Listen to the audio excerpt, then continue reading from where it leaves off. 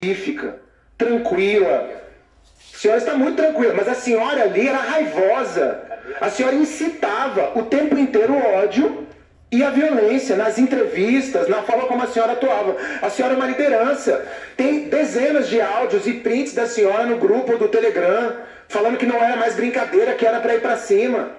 São com áudios e posturas como essa da senhora que as pessoas tomaram a liberdade de fazer o que fizeram. Destruição total. E a senhora, além de ter incitado, é conivente. É importante que a deputada Paula Belmonte tenha trazido a senhora aqui. Porque era conivente. A senhora estava dentro do Palácio do Planalto, dentro do Congresso Nacional. Dentro do Palácio do Planalto, a senhora acompanhando a destruição. Nós vamos passar aqui agora o vídeo. Nós temos o vídeo. Está no portal do Estadão, no YouTube. A senhora dentro do Palácio do Planalto, durante a destruição, uma cristã, como a senhora se autodeclara, conservadora, de direita, patriota, fazendo a destruição, corroborando de alguma forma com a destruição naquele contexto. É isso que nós estamos vendo aqui. Então não dá, não é possível. É esse nível de relativização, porque, deputados, deputadas, isso aqui, presidente, é uma espécie de imbecilização de quem está nos assistindo. A pessoa não assumir aquilo que ela fazia nesse contexto. Agora é muito fácil. Aquilo não era golpe. É possível que ache uma faixa minha pedindo intervenção militar, intervenção federal? Intervenção federal, intervenção militar, dona Priscila, é golpe. Porque se teve eleições, a senhora concordando ou não, a senhora querendo ver o código-fonte, querendo ver a nave espacial, querendo ver o que for.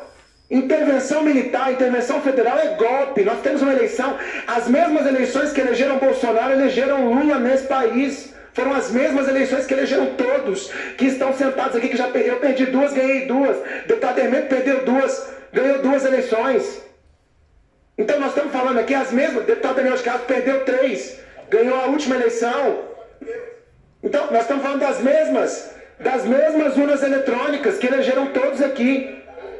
E olha que o candidato, que eu não sei se a senhora apoiava, mas muitos dos patriotas apoiavam, ele utilizou, do meu ponto de vista, a máquina pública. Na véspera da eleição, abriu, jorrou o orçamento público, inclusive ampliando benefícios sociais para tentar se eleger. Utilizou de forma violenta a máquina pública nesse processo e, mesmo assim, não conseguiu reverter a eleição. Uma eleição apertada. A senhora tem razão. Quando a gente perde a eleição, a gente fica triste, a gente vai chorar. Faz parte do processo. Mas a gente não vai destruir os prédios dos três poderes da República. Isso é lamentável o que aconteceu ali. Foi um chamado à violência. Um chamado completo à violência. Eu acho que uma atitude muito importante é assumir a responsabilidade. Me parece que vocês foram alimentados e a senhora não só foi alimentada, como a senhora era uma liderança. A senhora alimentava uma série de teorias que não tinham embasamento teórico, não tinha embasamento jurídico. Aquele texto que nós analisamos muito no nosso gabinete, aquele texto do Ministério da Defesa, ele não abre nenhuma brecha para incitação da população. Eles foram pressionados, escreveram um texto dúbio, mas aquele texto, eles não tiveram coragem de dizer o que eles não tinham prova para dizer. Eles não tiveram coragem de dizer o que eles queriam, o que alguns deles golpistas queriam dizer, não tiveram. Porque aquele texto atesta, assim como todos os textos de fiscalização das urnas eletrônicas atestam a lisura do processo eleitoral brasileiro. Então assim, eu estou dizendo isso porque a gente precisa ter respeito com a democracia nesse país e a gente não pode utilizar esses espaços também como palco de desqualificação. A liberdade de opinião, ela é fundamental. A senhora poderia se manifestar contra Lula, contra qualquer coisa que a senhora quisesse manifestar. Mas vocês foram além. Vocês chamaram as manifestações de tomada do poder. E a senhora vocaliza isso nos áudios, no nível. Tudo isso que a senhora fala tem um objetivo. A senhora fala de tomar refinarias. Não, senhor. Fechar no áudio da senhora. Não, senhor, com licença. Então, não, a senhora vai esperar eu terminar de falar. Quando eu perguntar, a senhora fala. Porque aqui não é o Telegram da senhora, nem o YouTube da senhora, não. A senhora não fala quando quiser. A senhora manda os seus áudios quando a senhora estiver solta. A senhora manda quantos áudios a senhora quiser. Mas aqui não. Aqui a senhora vai ouvir também. Porque não é possível a senhora ter feito o que fez, a senhora ter compactuou e vir aqui a essa casa achar que pode falar o que quiser. tentado destruir a democracia brasileira, incitado pessoas nesse país a destruir a democracia brasileira e achar que vai vir aqui e falar o que quiser. Aqui não é assim. Aqui todos os deputados foram democraticamente eleitos pela urna eletrônica, pelo código-fonte, inclusive deputados da direita, da extrema-direita, todos foram eleitos da mesma forma, estão nessa casa e precisam ser respeitados. Então a senhora precisa respeitar a Câmara Legislativa do Distrito Federal. Queria perguntar para a senhora sobre o dia 8. A senhora falava sobre a Polícia Militar do Distrito Federal. A senhora acha que o policiamento era insuficiente? Eu acho não, eu tenho certeza absoluta. A senhora já foi em outras manifestações, citou o dia 7 de setembro. Sim, senhor. E por que a senhora acha que era insuficiente? Tinham poucos policiais, não tinham cordão de isolamento, o cordão estava onde? Senhor deputado... A senhora chegou que horas lá? Cheguei por volta das 16 horas. Então a destruição já estava feita? Sim, senhor. Então a senhora mesmo assim foi pro meio da galera? Não, nós não sabíamos. Quando nós chegamos ali, Sim. não sabia. Quem foi chegando não sabia que os prédios estavam depredados. Tá? Então, assim, não tinha policiamento nenhum. Tinha uma única barreira de policiais, aproximadamente 500 metros da rodoviária. Depois passamos pelo Ministério da Justiça. Tinha ali a Força Nacional, que não fez absolutamente nada. Não tinha policiamento nenhum. Isso nunca aconteceu na história de Brasília. Nunca. O povo marchou, nós marchamos apenas o quê? Nós queríamos uma repercussão internacional, tá? Porque uma boa parcela da população brasileira não acredita... Mas aí a senhora chegou às 16 horas. Então quando a senhora chegou ali mais na frente, eu conheço a Esplanada, também me manifestei muito na Esplanada.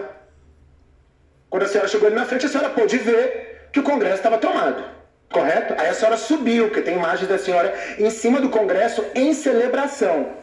Sendo que era possível ver vidros quebrados e depredação e destruição. Não, senhor. Não, senhor. Não, senhor. A senhora não viu nada? Não, senhor. Não, senhor. Da rampa ali onde... A senhora entrou dentro do Congresso Nacional? Não, senhor. Não entrou? Não, senhor. Aí depois a senhora desceu a rampa e foi pro Planalto. Pro Palácio do Planalto.